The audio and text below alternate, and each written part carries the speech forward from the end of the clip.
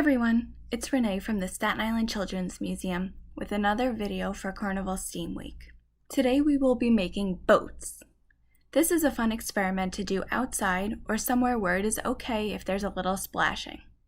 For this experiment, we will need our sea. You can use a big bowl or a small container filled with water. Boat building materials.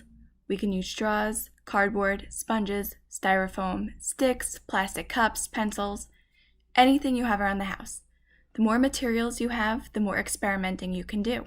3 pieces of tinfoil, duct tape or rubber bands for any building you do, and our passengers.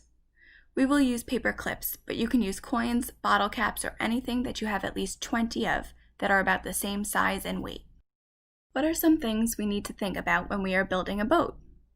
We need to think about what we will make the boat out of, the materials, and what shape it will be.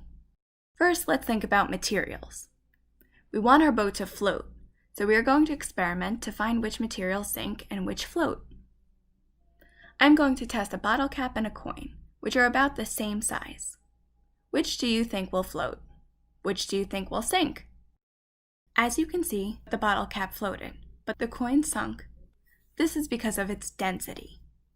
Can you say that with me? Density. Density is how much weight something has compared to how big it is. The bottle cap and the coin are about the same size, but the coin is much heavier, so it has high density and sinks. The bottle cap is much lighter, so it has a low density and floats. Test all of the materials you think you will want to use for your boat to see which will float.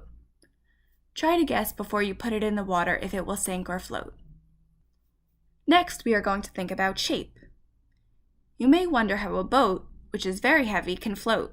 That is because shape makes a big difference between if the boat sinks or floats. Let's take our 3 pieces of tinfoil. These pieces should be the same size and weight, so they have the same density. One we will make with a flat bottom. One we will make into a cup. You can wrap it around your hand to start the shape. And one we will make into a ball with a hole. You can use your thumb to make the hole and then crumble the tinfoil around your thumb. Then we will put them in the water and load them up with our passengers until they sink. A tip for filling up the ball shape. Crumble it around each passenger so the passengers don't go overboard. Which shape do you think will hold the most? When they sink, we will take them out and count the passengers it held. Which one held the most?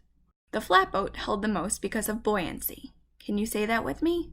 Buoyancy. Buoyancy is the force of the water pushing up on the boat. The flat boat had the most tinfoil touching the water, so it was more buoyant because there was more force pushing on it upwards from the water. The ball held the least amount of passengers because it had the least tinfoil touching the water, so there was the least amount of force upwards from the water, or less buoyancy. Use the materials from your first experiment and what you learned about shape in your second experiment to create your own boat. Test it out to see if it floats. Remember, failure is a big part of experimenting, so don't worry if your boat sinks. Finding out what sinks is just as important as finding out what floats.